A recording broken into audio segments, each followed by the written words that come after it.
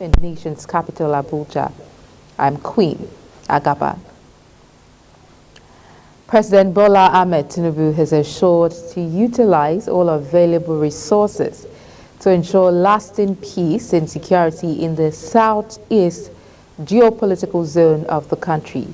President Tinubu gave the assurance in Bende, the headquarters of Bende local government area of Abia State, while unveiling the logo of the Peace in the Southeast Project, a strategic platform for the restoration of peace in the Southeast region envisioned by the Deputy Speaker of the House of Representatives, Benjamin Kalu. The unveiling was part of activities to mark the civic reception, Thanksgiving and homecoming by the Deputy Speaker addressing Nigerians from all walks of life who graced the occasion. President Tinubu, represented by the Vice President Senator Kashim Shettima, commended the convener of the Peace Project, Kalu, and expressed his understanding that no one comprehends the experience of the community better than the people themselves. The President therefore expressed his determination to involve all and sundry in bringing peace to the Southeast.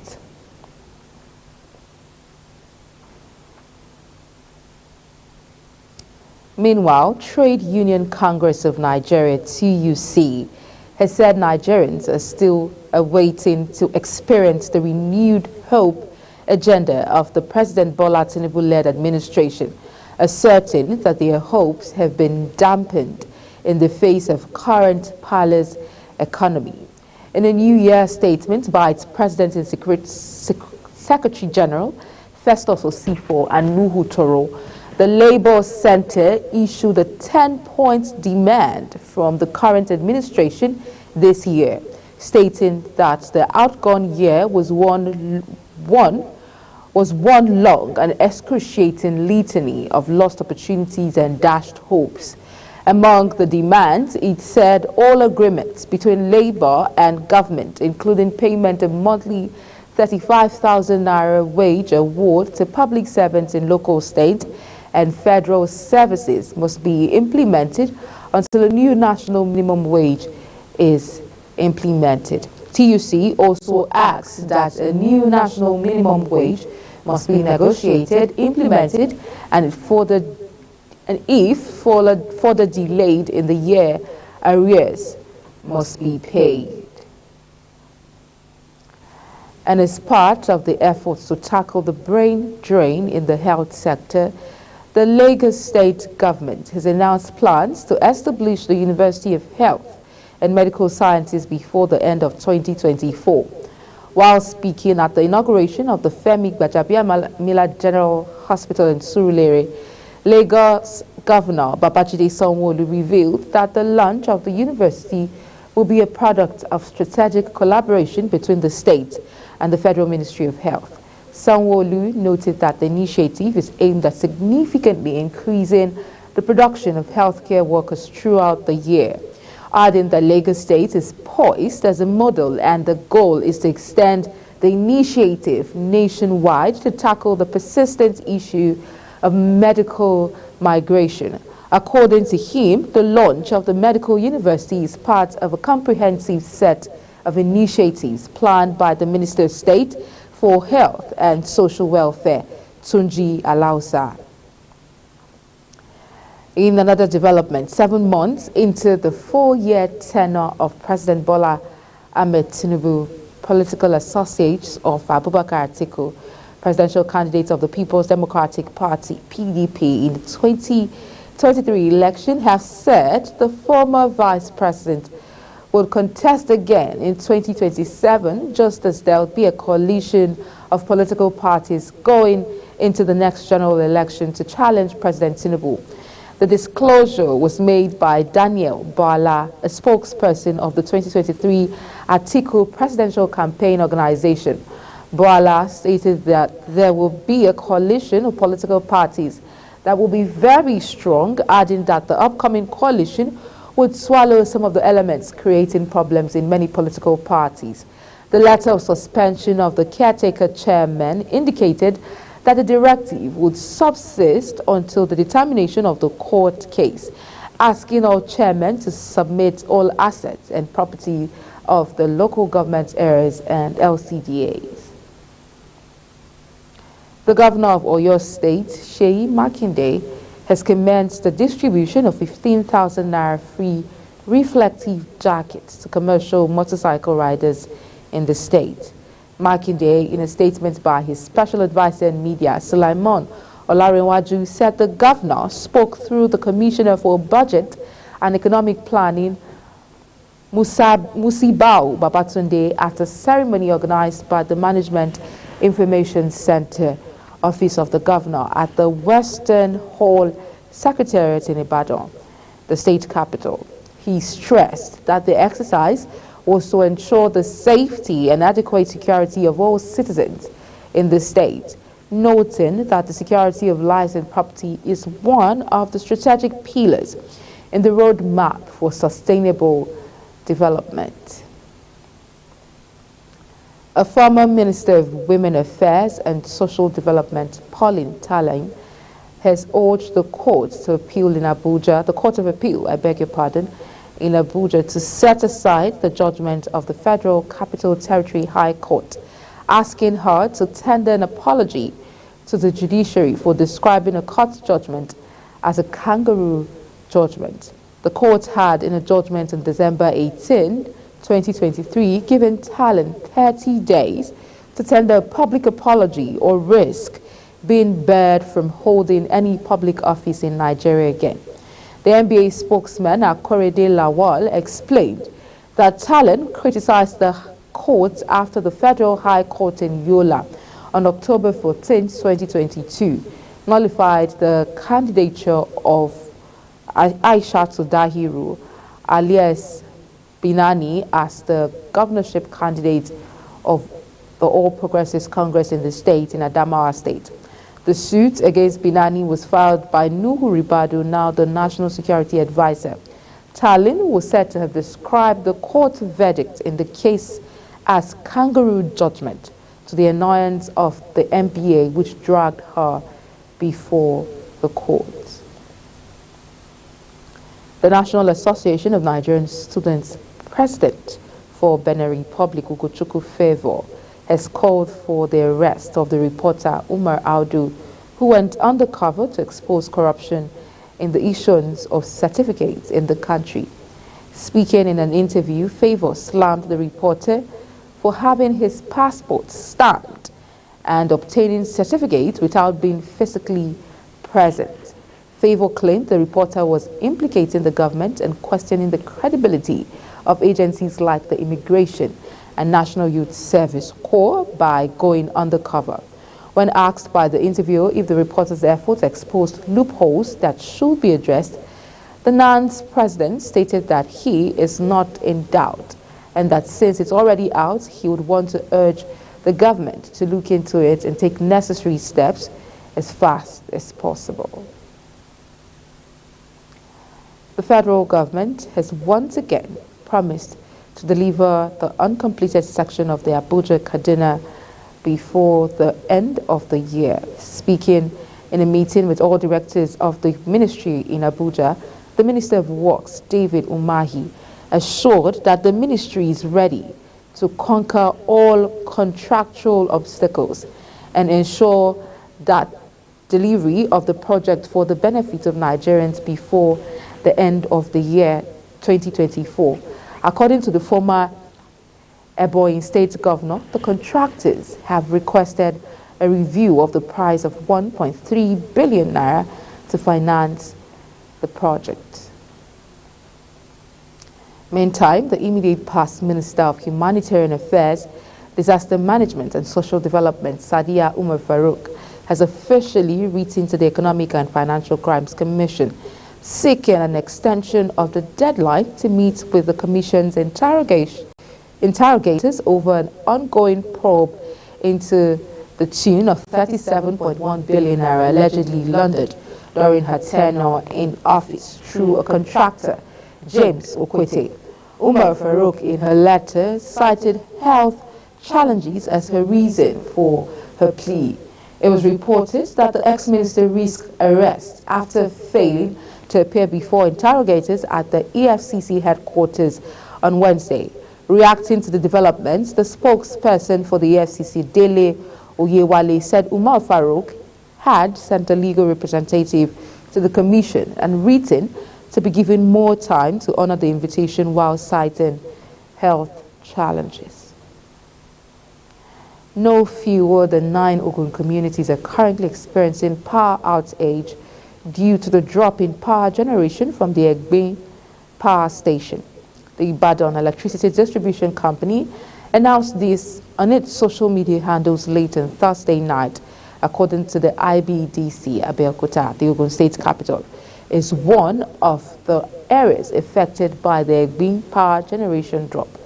The distribution company said its technical team was working with relevant stakeholders to ensure the restoration of the power supply, even as it apologized for the inconvenience. The National Drug Law Enforcement Agency has raised the alarm that youths in Borno State are drinking fermented human urine preserved over 10 days as an alternative to hard drugs. The commander of narcotics of the NDLEA in Borno State, Ilyasu Mani, disclosed this in a statement in Maiduguri.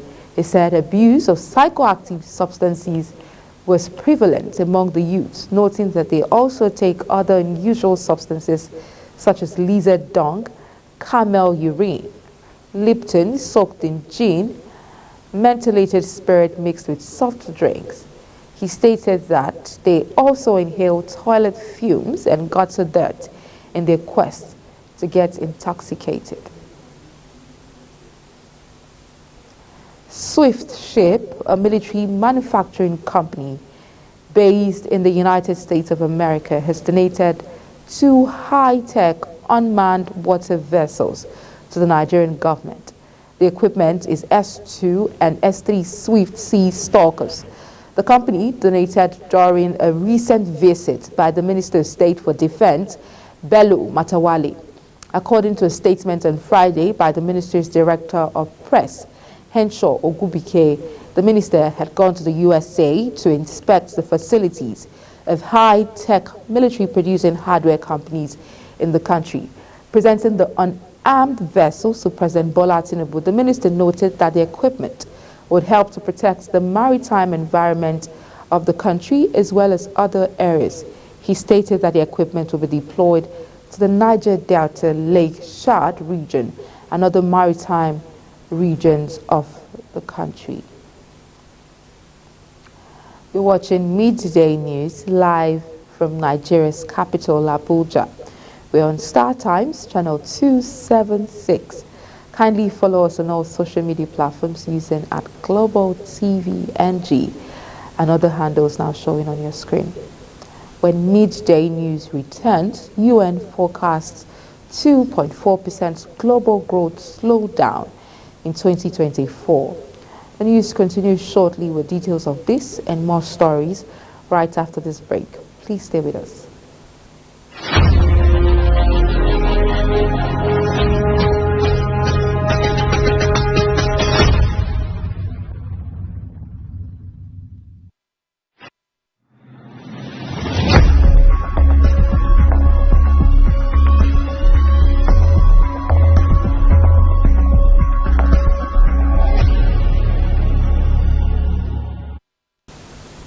Many thanks for staying with us. This is Global Television, bringing you a live broadcast of the Midday News.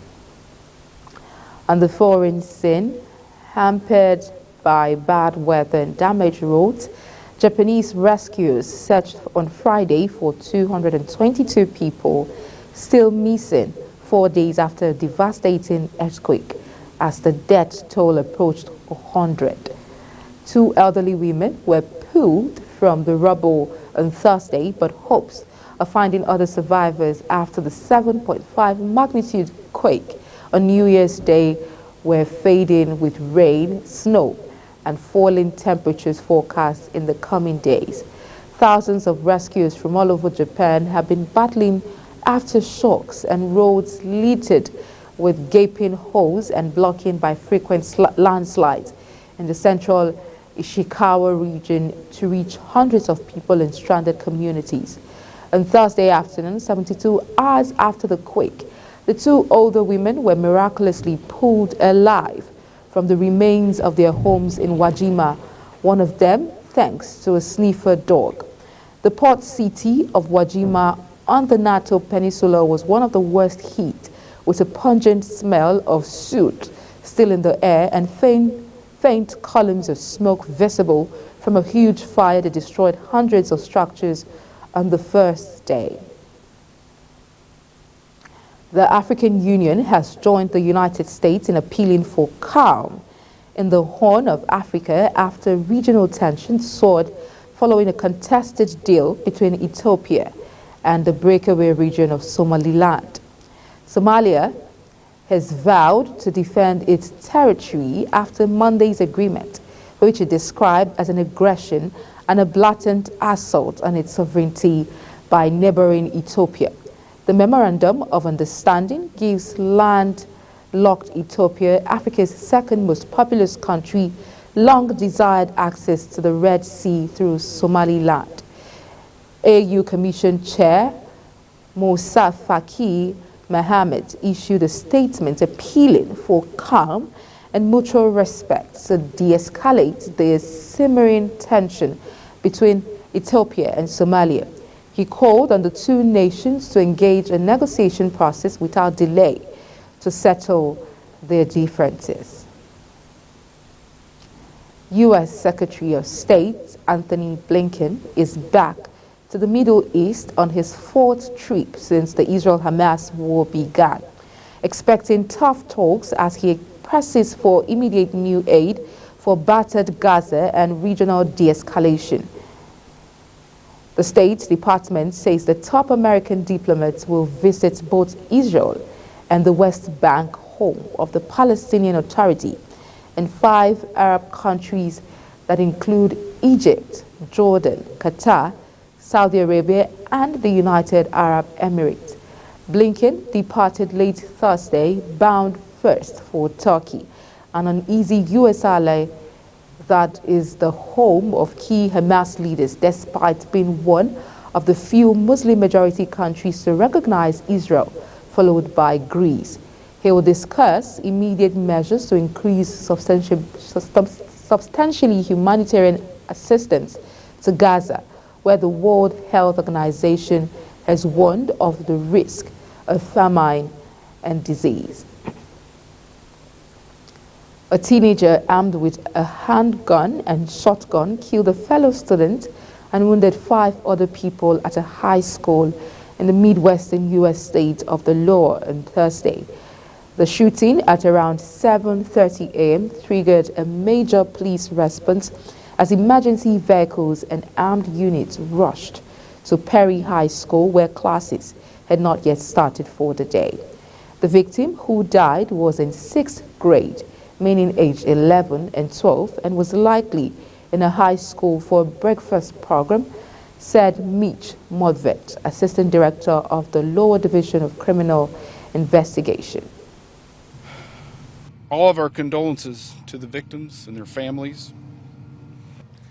They need your thoughts and prayers, as well as time and space to process and to grieve. Meanwhile, the UN's World Economic Situation and Prospects report for 2024 projects slowdown in global growth from an estimated 2.7% in 2023 to 2.4% in 2024. The flagship forecast launched in New York indicates that 2023 is stronger than expected GDP growth coming out of the COVID-19 pandemic masked short-term risk and structural vulnerabilities in the world economy. The somber short-term outlook is based on persistently high interest rates, further escalation of conflict, sluggish international trade, and increasing climate disasters, which all pose significant challenges to global growth. It points to a prolonged period of tighter credit conditions and higher borrowing costs, presenting strong headwinds for a world economy saddled with debt and in need of more investment to resuscitate growth, fight climate change, and accelerate progress towards the Sustainable Development Goals, SDGs. On the business desk, Nigeria spent 2.7 trillion to import premium motor spirits, PMS, diesel, and jet fuel in the third quarter of 2023. Data by the National Bureau of Statistics, NBS, have shown, coming amidst the inability to overhaul the country's refineries. White products have remained the largest import of the country.